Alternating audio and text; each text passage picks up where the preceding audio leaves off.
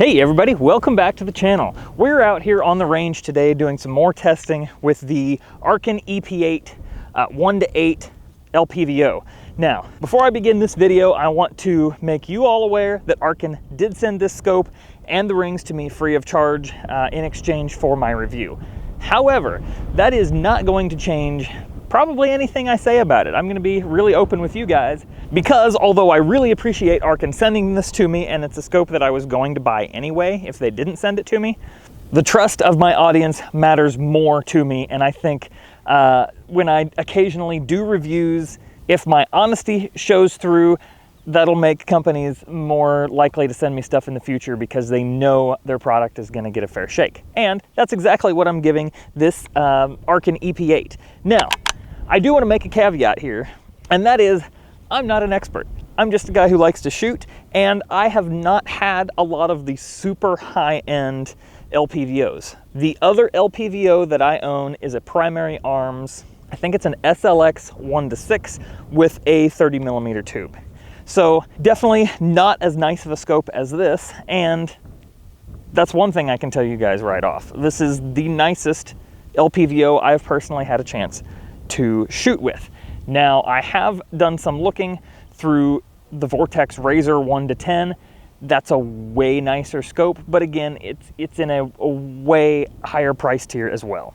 At the filming of this video, the listed price on Arken's website for this scope is $419. I think you can generally get about $100 off of that using an influencer code. Sorry guys, I don't have one of those to give you, but if you watch around YouTube, you're gonna see some of those codes for sure. And in fact, I think Arken themselves send out codes every once in a while. I think they use the code LOWEST pretty often to give $100 off of that. But if you have a YouTube channel that you like to watch that is an affiliate with Arken Optics, I would encourage you guys to use their code so that Arken knows that they sent you over there and all that. If I ever do get a code, I'll post that down in the description of this video and I'll tell you guys about it later on. But for right now, go and use another YouTuber's code to get the best price on Arken Optics. Anyway, that price I believe is going to go up by about 10% in the next couple of days. As you all know, the tariffs are affecting things and making prices go up a little bit.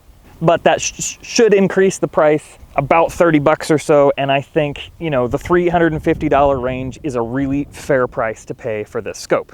As I mentioned in the last video, it has a 34mm tube. It includes the throw lever, which just threads in. That's really nice. It's got capped turrets that are 100% usable without the caps and are clearly marked. This particular one is in minutes of angle, and I don't remember if they have a mil version or not.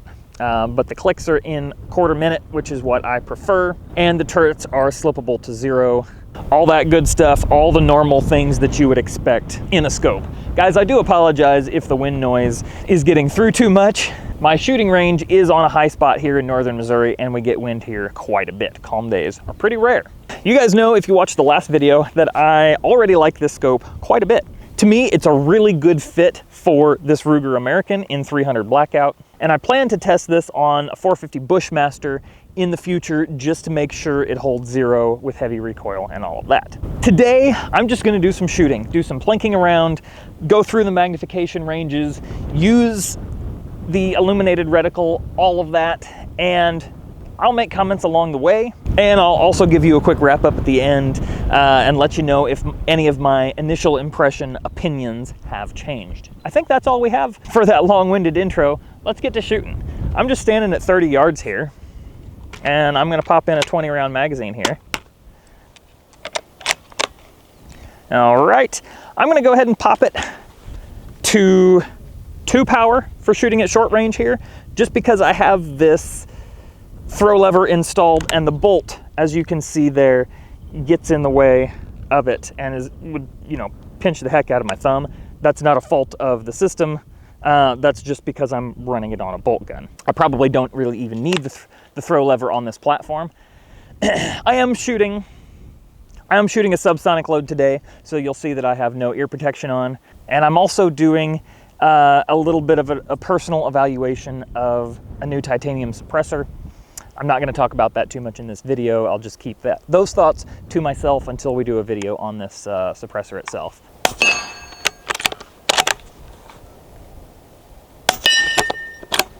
All right, on low power here, the reticle is super fast to acquire on 2 power there. Let me flip on the illumination. Okay, as you guys can see, it's pretty bright out today, and I can actually see that illumination. All right, let's pop the magnification up a little bit. Let's go to like 4 power. I can see the illumination on that little center hoop. And I can still acquire it pretty quick. All right, this is 30 yards and super easy. Let's jump on back a little bit further, maybe like 90 yards, and see how things look through it there. All right, we're still on 4 power here.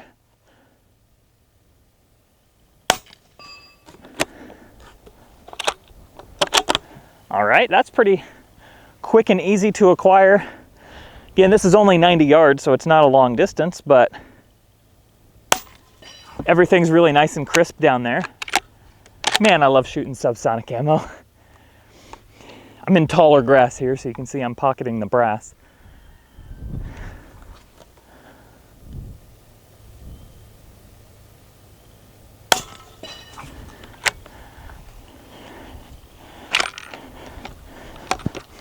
All right, so here you guys may have noticed me fumbling around a little bit there. This is not a comment about the scope, this is a comment about the Ruger American. You can see, especially with 300 blackout, that if the cartridge doesn't eject all the way, which it would if I were running the bolt quick, but if it doesn't, it kind of gets caught back in there. This is a short action and not a mini action, so it's really sized for, you know, 308 and 6.5 Creedmoor size cartridges. But it still does work pretty well for 300 blackout. All right, I'm gonna pop it up to 8 power here, and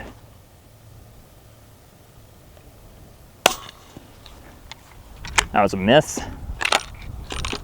I'm gonna have it on 8 power here and see how quick I can acquire the target. Okay. All right, really no trouble there at all. We're gonna do some positional shooting in a little bit and see how it is there. If you guys saw my first impressions video, you'll notice that one of the minor gripes that I had was that at its highest magnification, the eye box is just a little bit tight. And yeah, that is the case, but it's easy enough. It's easy enough to find that reticle and get a really clear picture there. And I've got enough variation that an exact perfect cheek weld placement doesn't seem to be required to get the full view at any given time. All right, let me take a shot here. See how quick I can get a shot offhand at 90 yards with magnification on 8 power. Now, I gotta go chase some ducks off the range first. All right, let's try that again, now that those ducks are out of the way.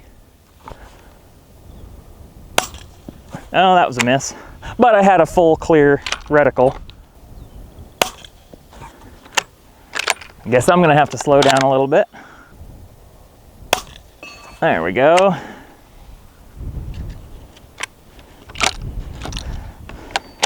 It's getting about time to clean this gun. Chamber's getting a bit sticky.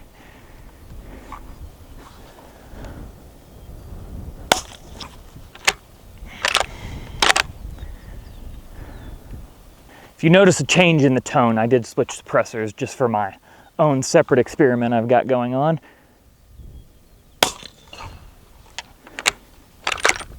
And you can see this suppressor is certainly not as quiet as that titanium one I had on.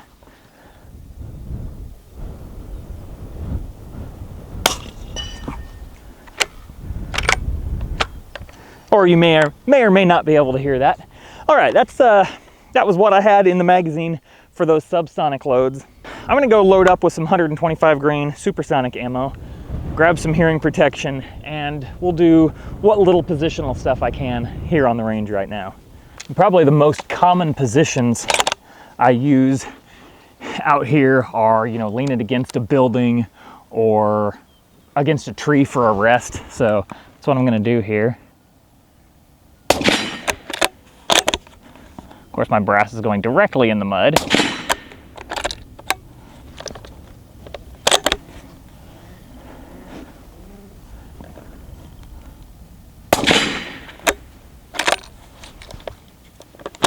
Okay, that's not a problem.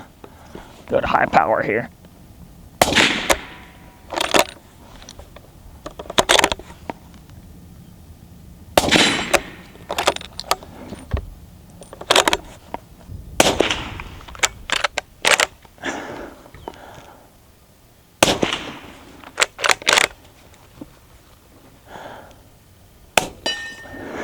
Oh, got a subsonic in there.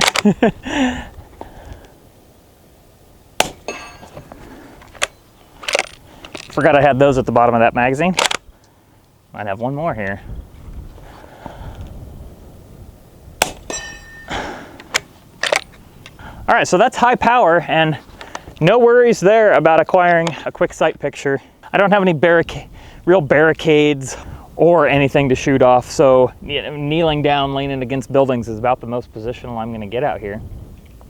Unless I grab a mat and lay out prone in this soggy ground. But even on a bright sunny day like this, the reticle is visible, which I wasn't sure that it would be, and it is helpful for acquiring that sight picture really quickly. I do have it on the maximum brightness setting, but it works on there. Let me turn it off. I'll get a fresh mag here. I'm gonna try it without the illumination for a second.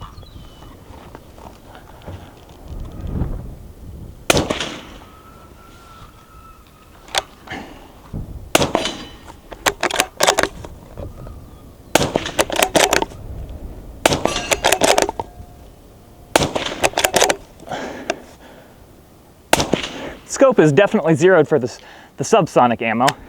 I'm not hitting much with the supersonic.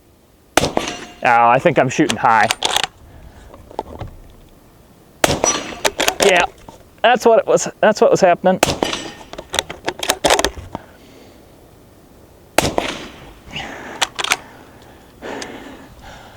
I really need to get that Ruger American bolt polished up. It is still pretty sticky.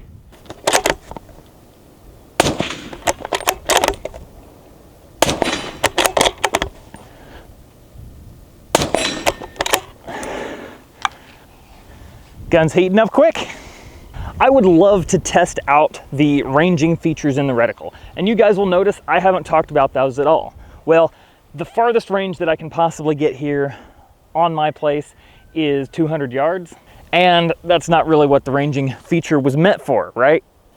The first number marking on there is 4. I don't currently have access to a longer range than I'm shooting on right now. So I'll let you guys watch somebody else's video regarding those features of the reticle. What I can tell you is, for my purposes, this seems like a pretty darn good scope. Again, I have not done any durability testing. I haven't really tested that it holds a precise 0, but that we will be doing in the future. I've got a 125 grain Sierra Match King that I really want to shoot out of the 300 blackout and try to go for the best groups we can possibly get, and we're going to try to do that with this scope. Overall, for the features the EP-8 offers at the relatively low price that it is, I don't know that you can really beat it. It does weigh 21 ounces, so it's not the lightest, but you're not gonna have a super lightweight scope that's built this beefy with a 34mm tube and all. I just don't think you're gonna get super light. So that's not really the goal of it here. I think that about covers it. I think I've told you guys every little nitpick that I have and all the things I like about it as well. So I think it's time to end the video. Thanks so much for watching. Y'all have a good one.